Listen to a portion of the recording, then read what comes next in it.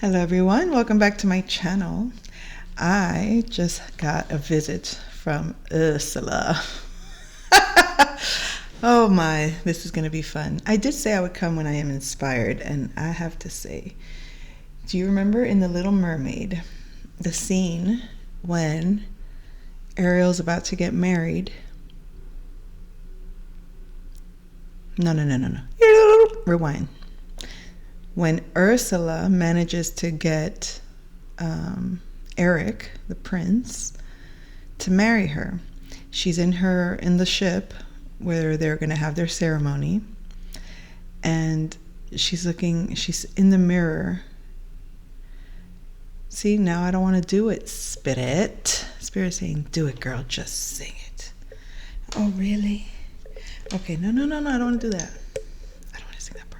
But I did. I was just, oh my God, I was so in that zone. The scene where she starts saying, when Scuttles looks through the porthole, right? He looks and he sees, mermaid off the port valve. Okay, no, that's not the part. He sees Ursula, and Ursula's singing, I'll make my dear look divine. Ha. See, then my real evil laugh comes.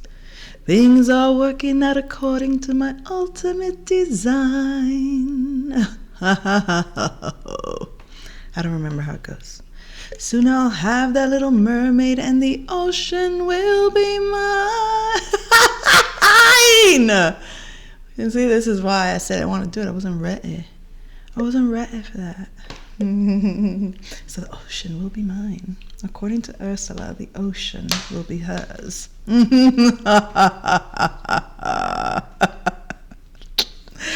So it made me laugh, because a part of me was thinking, do I have an inner Ursula inside of me? Because why does she come so inspired? Why does she come so powerful? Why does she come so vivid in my imagination? She comes often. She sure does. This could be the dark feminine approaching. I don't know, why am I messing with my hair so much? I wasn't ready. I just wasn't ready. But yeah, that song came out. Oh, there was another one.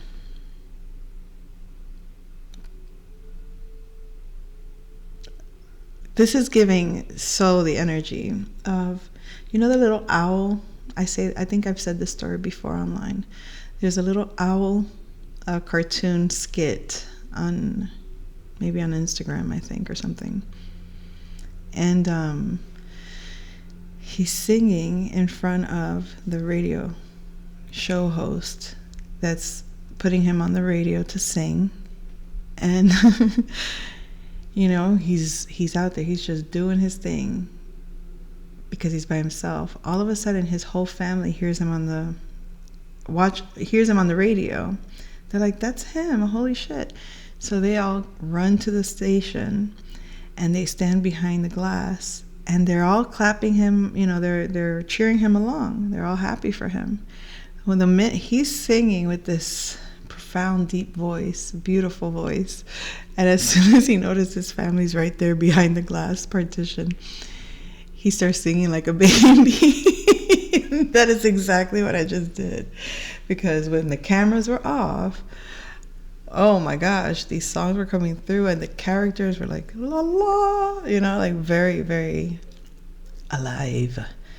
And as soon as you become aware of yourself, you overthink, of course. You lose the pizzazz to just let it be, because you become too self-conscious. And I'm not trying to be self-conscious. Maybe I had to expose it for what it is, share the moment as it is, so that anyone that's not, in the zone that way could interpret it well, if you know what I mean. So is that everything? No. Okay. So, procuro olvidarte. I sang the song the other night. And it means I'm having a hard time forgetting you. Or I'm trying very very hard to forget you. So Divine Feminine, there is a masculine energy that is having a difficult time getting over you, forgetting you. So maybe they're questioning, well, why can't I forget you? What is it? Why? Why can't I forget you? Why do you still linger in my thoughts? Why are you still in my conscious mind? And why is he questioning this? Oh my. He sees you as an equal. He sees you as their match. So the movie I recently watched was Ever After. The best part of that movie, this is with Drew Barrymore, and I don't know the guy's name, but the movie's called Ever After, and it begins with her telling the story of how it came to be. And then she concludes at the end of the story, the part that the writers of the book missed was, and they lived. That was it. That encompasses the entire story. And they lived happily ever after. So they lived happily, and they lived happily ever after. So this is like a Cinderella story. Well, it's a remake of the Cinderella story, right? Like an adaptation, I think they call it.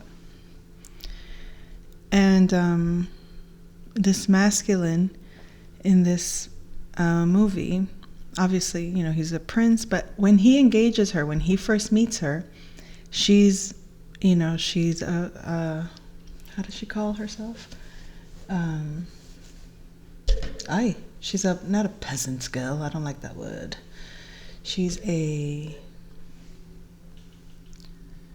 guess she works. What was the word? She used a very specific word, and now I'm getting caught up on that. That's not the point. Anyways, so she's there like picking apples, and she ends up, a bunch of the royalty men had come through. I just saw 11/11. Some of the royalty members had come through, scavenging through. And so when the prince comes along, she starts throwing apples at him. She hits him in the head. And he's like, oh my. They're like kind of in a banter because she stands up to him. She, once she realized he's the prince, she couldn't see him. So she starts apologizing. I'm so sorry. I didn't see you. I didn't know it was you. And she shields herself. I'm sorry, you're supposed to take me to the dungeon for this. He feels bad because he's actually running away from the castle. He doesn't want to get caught because he's, trying to get out of there. So he gives her money. He says, here, for your silence. Don't say anything. He leaves. Well, she puts on a very nice outfit and goes into the kingdom to get a member of the household released that was put into prison. So she pretends to be a lordess and goes into the, basically like it would be like whatever, like the downtown today, where the courts are and all of that stuff. So she goes and petitions for this guy to get out. She had made some money somehow. I don't want to tell the whole story, obviously. So she wants to get, in that process that she's standing up for an elder that's wrongly imprisoned, and she's trying to, she's not coming with nothing. She's coming to pay, but they're not allowing her. They're like, no, he's going in and that's it, he's done. She's like, no, I don't have the funds, let him go. She knows her rights. She knows the laws because she could have been a servant girl, but she was very well educated. Her father had her very well educated, and so she knew how to defend herself, how to speak up, and she knew the ways of the royalty or the land, I guess. So, anywho, she gets the attention of the prince. But when he sees her like this, she creates a character who she supposedly is, and he's enthralled by her wittiness, her banter, the fact that she sees him as arrogant because he is, and she doesn't think twice to let him know this. It makes him very kind of susceptible to her charm, very intrigued by her. Like, think about it. He was a spoiled brat, and everyone just completely caters to him because he's the prince. No one is real around him because there's consequences. You respect the prince because he's the prince, not because he earned the respect, but just because of the title. And that's where he gets awakened by her, because she has this passion that she had to forge, that she had to create, that she had to fight. I mean, like, her convictions were part of her survival that he never had to go through. So he likes that. And when he sees it in her, she gives him a whole perspective. And I love the way that story was written, because what he values in her comes across very clear. He sees that he can see the polarities. He can see, how is it that you, of poor means, so to speak, can have these convictions in one little memory that he's never experienced in a lifetime. So it's like, to have that kind of passion to him is a gift. It lights him up on the inside. It inspires him to open up a school. It inspires him to, like, see the world through her perspective. And I think this is what this masculine is realizing, because I think, who was it? Da Vinci. Da Vinci was working in his court, and at some point he ends up counseling him, and he says to him, this is your equal. She's your equal. She's your match. That's what he says. She's your match. And he's realizing this now. This masculine is realizing that now he's like, he's got the world at his hands, but now he's looking out, like, there's so much more. There's so much more to explore. And he's intrigued. He's excited. He's enthusiastic. He's ready to create. He doesn't want to have to fight. He doesn't want to have to compete. It's like or at least he's gotten rid of any competition, or he's gotten rid of the fight, the conflict, the defending, the needing to protect, all of that, like fighting off and feeling that he has to protect and defend his space at all costs. It's like it's done. It's over with. No more lies, no more pretense, no more half-truths, no more subtle, what is that, deniability or something to that effect. No more of that. So how does this all tie in with Ursula?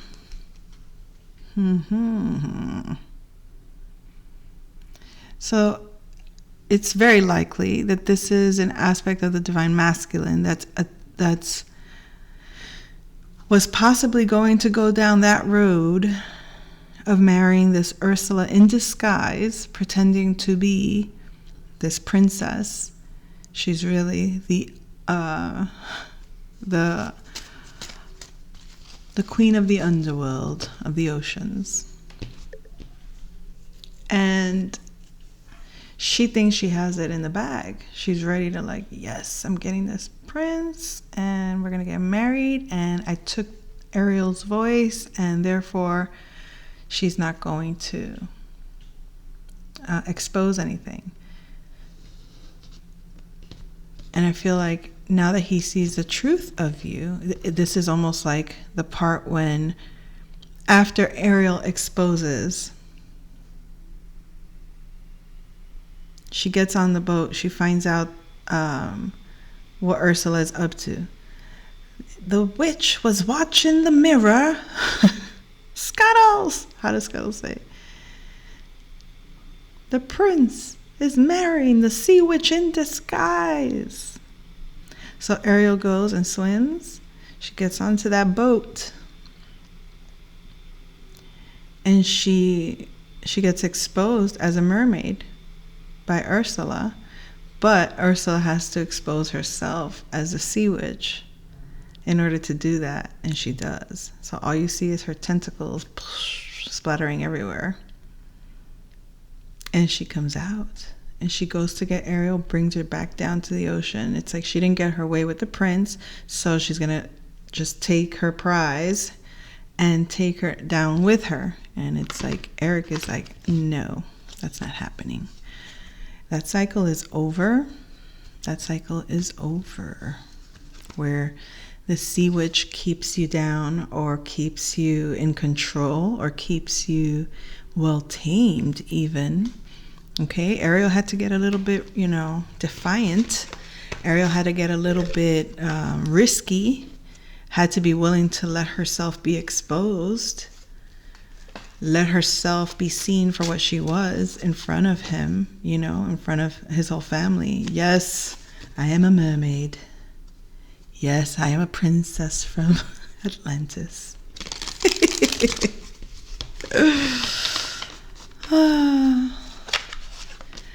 And now that things are clear, now that things are, there's no judgment. It's like, oh, well, that explains it. Well, that explains it. So that marriage didn't happen. That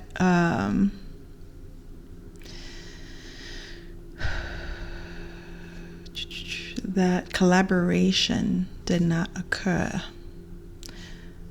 Eric does not marry the sea witch in disguise, because the truth has been revealed. And the truth is, Madame, that you are this independent Queen of Pentacles. In other words, you stand in your truth, you stand with your dignity, or you stand with what you've established as your foundation for yourself. Like, you don't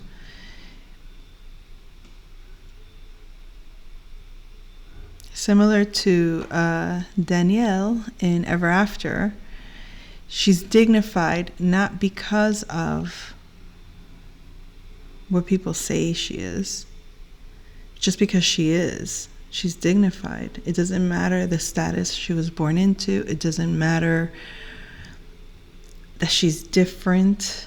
It doesn't matter that she's a different species to you. Like, just totally, a different world than you are from.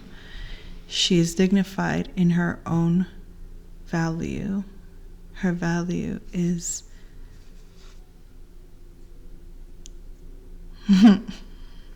I don't know how else to say it. And poor Ursula, she cannot see this. Oh my God, Ursula. Ursula's in despair over this. This is the karmic feminine. This could be the karmic feminine that the masculine has been dealing with, is in like disbelief and despair, because a karmic cannot be seen for who they are, because they haven't dealt with how they are. And that's okay. We all have our karmic sides. We all have our dark, shadowy sides. But real love, truly seeing someone accepts you as you are, accepts you in your truth. Either who you've been, where you've been. They see beyond what society expects you to be.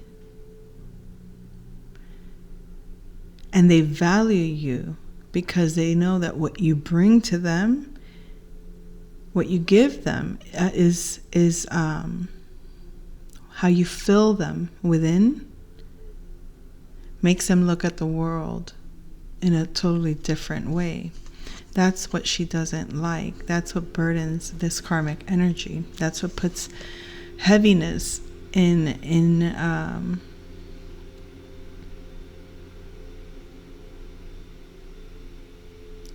I feel like heaviness in their, it's like the heaviness, the burden that they carry their own passion becomes a burden on them because they weren't able to see.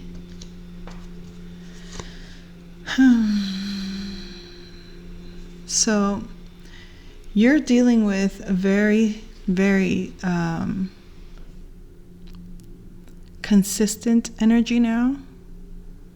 This masculine is very consistent, slowed down, practical, reliable,